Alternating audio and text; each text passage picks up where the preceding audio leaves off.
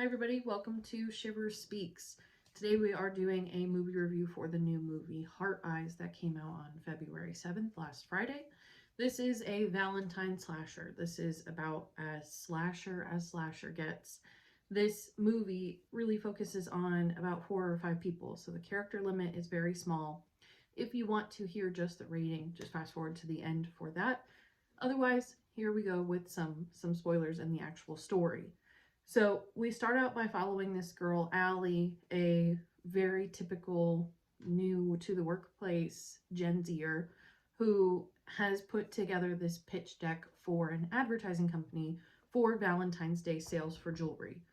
Everything that she has focused on is all about Romeo and Juliet and Titanic and all of these romances that are doomed. So we have this idea ahead of time that we're focusing on love, not necessarily gone wrong, but ending in tragedy, the romantic tragedy. So, in the meantime, we've had this serial killer called Heart Eyes who has bounced from city to city to city, never been caught, and only goes after couples on Valentine's Day. So, the first was 4 couples were slaughtered in Boston, the following year, Philadelphia. Now we are in Seattle. So, everybody is afraid to go outside, afraid to have Valentine's Day dinner reservations. And so everybody is either living in fear as a couple or the single people essentially celebrating that they won't be targeted. So Allie is this very doom and gloom person who doesn't really believe in romance, and she meets Jay, who is our secondary main character. He is the perfect guy. He is um, great at his job. He's a freelancer. He's coming to help her company. They have the same coffee order. It's all very rom-com esque. So we get to the point where Jay essentially is saving the company from all of these doom and gloom advertising campaigns that Allie has created. So Jay then wants to take Allie out to dinner to sort of apologize for essentially kind of shitting all over her work. So they go out to dinner to this very romantic restaurant. Everything is going well up until him asking her about her love life and feeling as though she must have had her heart broken. You know, I can tell these things, I'm intuitive. And so she really lays into him that romance is not real, love is not real, Prince Charming is not real, and there's no point in believing in it because it just sets people and women in particular up for failure. He disagrees. He's this hopeless romantic wanting to prove his parents wrong. Divorce is not an option. Love is everything, blah, blah, blah. So they disagree. They leave the restaurant. And right outside the restaurant doors are the new couple, one, the old boyfriend of Allie and his new girlfriend. So she grabs Jay, kisses him right on the street, and she's like, "Oh, old boyfriend, here's Jay, my new love, my new focus." And in the background, we see Heart Eyes looking at the entire group, seeing Jay and Allie share a kiss, knowing that they are going to be the next ones that are targeted. So the movie continues pretty quickly. We see a bunch of old kills from Heart Eyes, pretty much what he's been doing all morning. And then we lead into him following Allie and Jay home from the restaurant, hiding in her closet, and just going absolutely apeshit. It is over the top with the gore, it is over the top with the theatrics. The entire movie feels very much like a spoof, like a parody. It is very obvious that it is framed after Scream, with all of the background subliminal jokes. On the wall in her apartment building says, "Have you had enough vitamin D this holiday?" Another movie poster pops up and it says, "Fanny's Revenge." So it's all these very tongue-in-cheek, funny, but spoof-esque type of feelings. So it's hard to take this movie seriously, along with all of the over-the-top kills and the over-the-top gore. So we have our main characters being really stupid. Um, Jay then gets arrested and is thought to be Heart Eyes because he's been in Boston and Philadelphia and now Seattle for Valentine's Day. He says it's because he's a freelancer, he has to go where the work is. And so we come across the detectives that are Hobbs and Shaw, So another kind of tongue-in-cheek joke. And while being detained in the police station, of course, everybody leaves because the announcements are made. Hard Eyes has been caught. So everybody can just go home. Cops don't have to do their job. There's no other crimes happening on Valentine's Day. So the only people in this police station are the secretary, Allie, Jay, who is detained, and Hobbs and Shaw. So, of course, Hard Eyes is not Jay. Hard Eyes finds his way into the lobby, turns off all of the lights, and slaughters pretty much everybody in the police station, except for Jay and Allie. So Jay and Allie escape, and then they run to a drive-in movie theater, and all-you-can-eat buffet for Hard Eyes. So Hard Eyes just creates this total massacre, this total slaughterhouse in the drive-in theater, and kills all of these couples on Valentine's Day while everybody's watching this movie.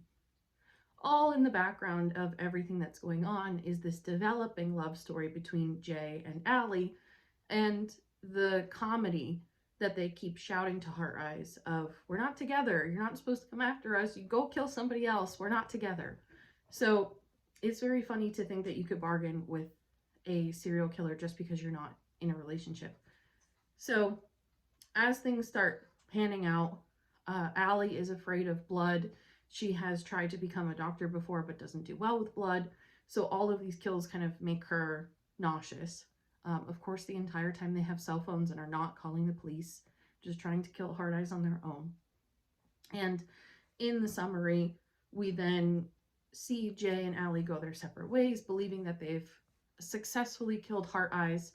And then Allie gets a phone call that Jay has been captured on his way to the airport, and she has to come, no cops, no people, to save him.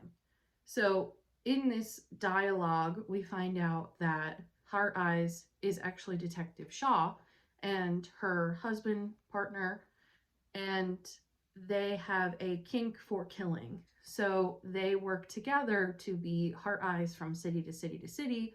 She puts in a transfer, gets to go to these places saying that she's searching for Hard Eyes when really she herself is Hard Eyes. And they get to kill people on Valentine's Day, and they say, you know, nothing's more romantic, and then of course the jokes about no kink shaming allowed. So again, it's very comedy driven, but all of the fighting commences, the very stereotypical slasher of everything is not exactly what it seems. Allie and Jay walk away beat up but unscathed and happily ever after. They then flash forward to 1 year later, and Jay and Allie are at the drive-in theater, and they propose to one another pretty much at the same time, and everybody has a happily ever after. So it is a perfect combination of a rom-com and a slasher movie.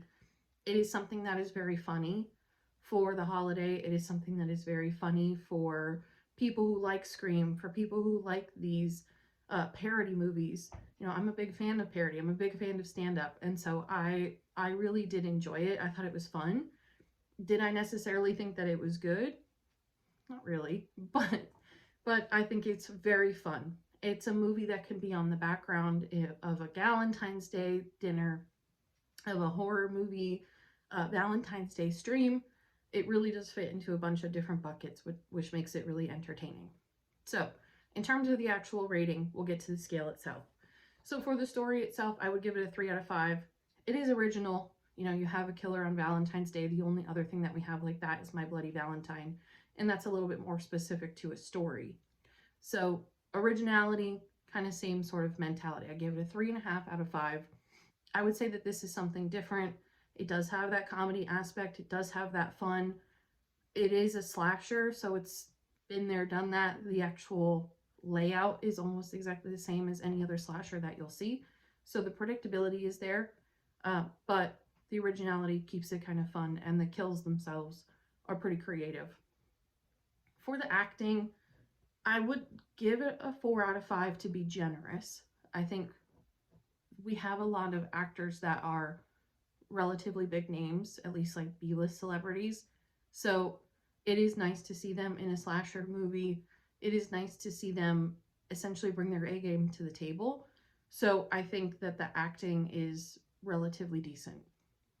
For the production, it is a 4 out of 5. This feels like a big movie. This feels like a blockbuster. I like the settings. I like the attention to detail. Nothing felt stale. It didn't feel like we were stuck in the same room. Everything was always moving. Felt like a good movie. And then for scares, I would give it a 3.5 out of 5. It's not a scary movie by any means. The comedy overrides that by far, but it is really gory. So if you're somebody who leans more away from slashers because of the gore, this is going to fall into that category.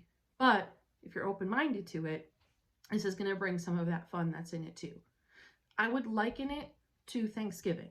This is very similar in the vein of Thanksgiving. It's over the top, but it's fun. So, all in all, I would give it a 3.7 out of 5. Again, I thought it was decent. I thought it was fun for this time of year. I think it's something different. It's just another slasher to kind of add to the book. And I don't think there's anything wrong with that. So, that is our rating for Heart Eyes, the review, the summary, all of the above. Let me know what you thought about this new movie in the comments below. I hope you enjoyed it. And if you didn't, I would say go give My Bloody Valentine a watch from 2009, the Jensen Ackles version. It's pretty good. I like that for Valentine's Day. It's a little bit of a tradition for me. So thank you as always for listening, and I will see you next week.